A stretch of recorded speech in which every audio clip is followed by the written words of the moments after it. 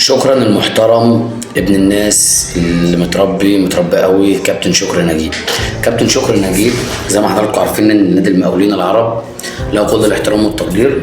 هو هبط السنه اللي فاتت وربنا كرمه وقدر ان هو يصعد الممتاز الف السنه دي. تمام. فالمقاولين العرب بيقدم الراجل كده تقديمه حلوه وتقديمه رايقه.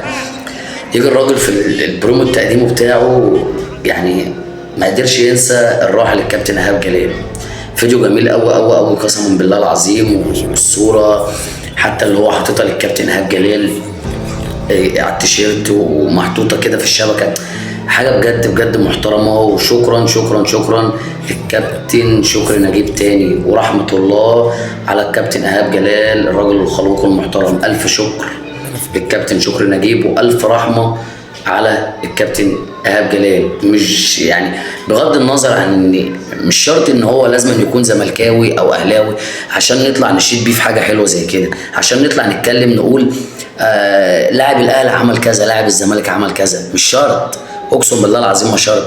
هو لو جاب فيا جون الصبح ولا جاب في الجون الصبح في كاهلي او زمالك كابتن شكري نجيب عادي. يعني هو مش شرط ان هو يبقى زملكاوي او اهلاوي عشان نطلع نعمل له فيديو.